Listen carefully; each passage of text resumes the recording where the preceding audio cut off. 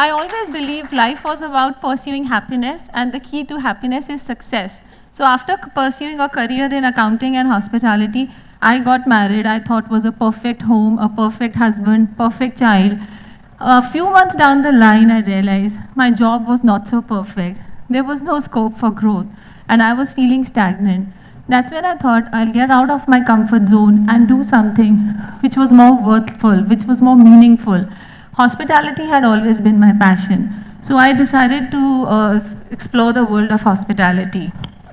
I met a couple of restaurateurs, I met a couple of hoteliers, I met consultants. A long round struggle of 2 years, and I launched my first hospitality venture, which was an instant success. That's when I realized germination of an idea is not enough. We need to take the right decision at the right time and the right action. Good luck is something which is not in our hands, but hard work is. So we need to focus all the energies and channelize our efforts into the right direction. Hospitality has been like a roller coaster, from getting awarded at award functions to spending nights in the police station. It's been a roller coaster. Managing the work-life balance, managing small children, managing work, erratic working hours, government regulations, it's all been very difficult. So while my business grew into multi-chain of restaurants, I again started feeling stagnant, and I thought that life didn't have a purpose, and I had this sense of emptiness. The emptiness which was creating a void in me, and I thought I needed to find my purpose, and that's when the pandemic struck. So just as the pandemic struck, me and my daughter went out to buy some medicines for my father-in-law when we saw some children eat mud.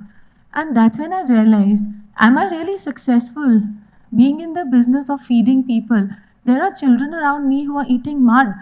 I went back home with a heavy heart. All through the night, I kept thinking, what can I do? What can I do? The next day, we decided to make 500 meals from the restaurants and give it to people around us who were needy. In a week's time, we started an initiative called Khana Chahiye, which was fighting hunger on the streets of Mumbai. And we started with 1,200 meals. The first day we went, we came across this family. They had food, so we said, why do you want food?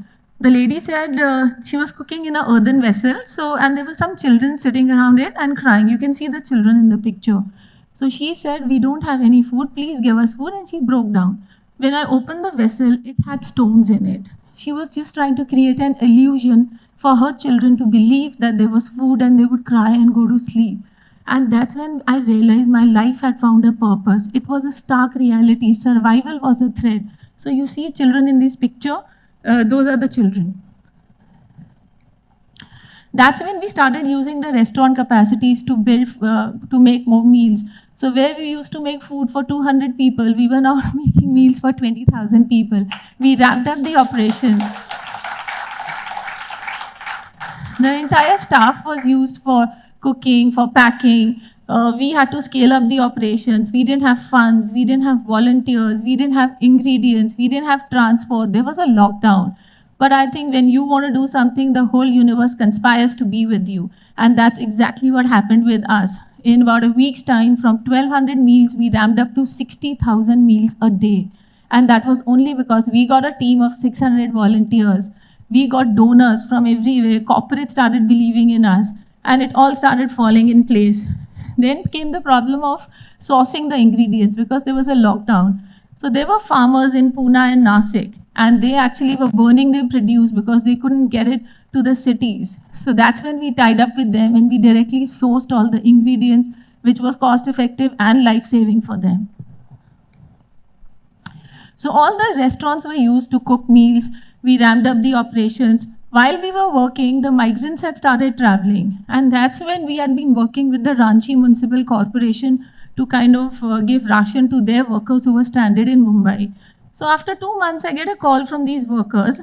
And they say that, madam, ab bahut ho gaya, we want to go back home. So I told them that, well, we'll try. I'm not sure we can send you, but we'll definitely try. So we got their RT-PCR done, and there was a police verification which had to be done. So when the police went for the verification, they thought that the police was going to arrest them. They had done something wrong. So by mistake, they entered into a containment zone, and they called me. I'm like, I can't help you now because you're in a containment zone and you cannot come out. So it will maybe a week, 10 days, and we'll try and send you. So we had been sending many migrants meanwhile. Here are some images. This is the containment zone. In the night at 3 o'clock, I get a call from these guys and they are like, the child has drowned, the child that you see in the picture. I'm like, what are you saying? They swam in the ocean on the other side of Mumbai to escape the containment zone. We immediately rushed the child to the hospital. The child was admitted for 2 days. He could breathe after that. And that's when we sent them in a vegetable truck. And here you see a picture of them back home and the small child in the picture.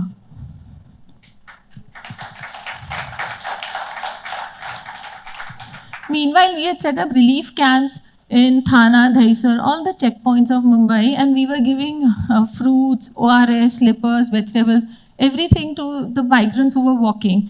That's when we came across this lady who was 85 years old, and she was walking all the way to Gonda. So we asked her, how are you going to walk 1,500 kilometers back home?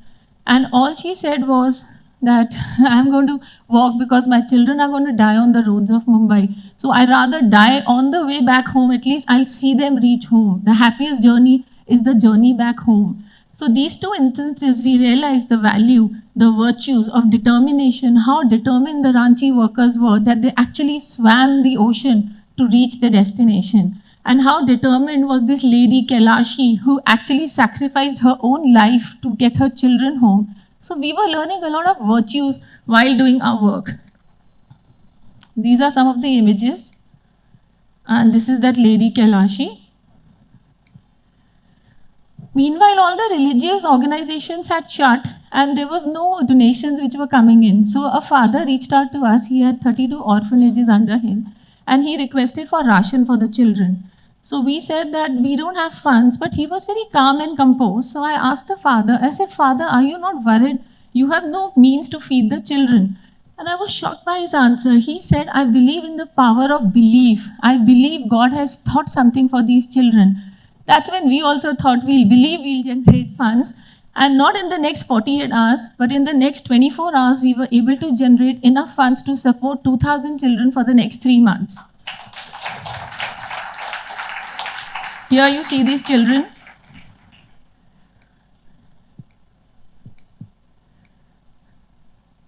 So again, we ramped up our operations. With the power of belief, people started believing in us, corporates started believing in us, donors started believing in us, and we started believing in all the work that we were doing. We got ration, we got donations in kind, in different kinds of things. So our operations ramped up. We did work pan-India. So we started giving ration to the boatmen in Varanasi, to the workers in Rajasthan. We worked with 800 sex workers. We adopted the Rambo circus. So it was all a matter of belief. This is the Rambo circus. We had so much material that actually a mall opened up and it looked like our own war room with the supplies. We donated cycles. Just then, we came across an article where a child had died in a train because the train was delayed and it was a Shramik train because of lack of food and water. And that's when we realized that we need to adopt all the Shramik trains. So we started giving all the trains free food and water which were originating from Mumbai. One day, a volunteer called me saying that there is 6 people who are here and they are not talking to anyone and they are crying.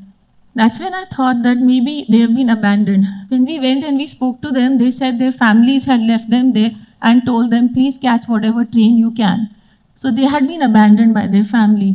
That's when we tried to find a donor for them. We got one donor who was constantly working with us because the cost was so high, he wouldn't have agreed until he actually saw them. But when he actually came to the railway station and he saw their plight, he was aghast. He was filled with empathy. He could actually relate to their pain and instantly he agreed to send them home and save 6 lives. So this was the power of empathy. So a lot of people actually were spending time with their families. They were cooking, they were playing together, they were doing things, but I actually was working 18 hours and I didn't have any time to spend with my children. So they kept asking me that, Mom, you don't have any time for us. And the only thing that came to my mind was that your issues are what to watch on Netflix, but their issues are survival.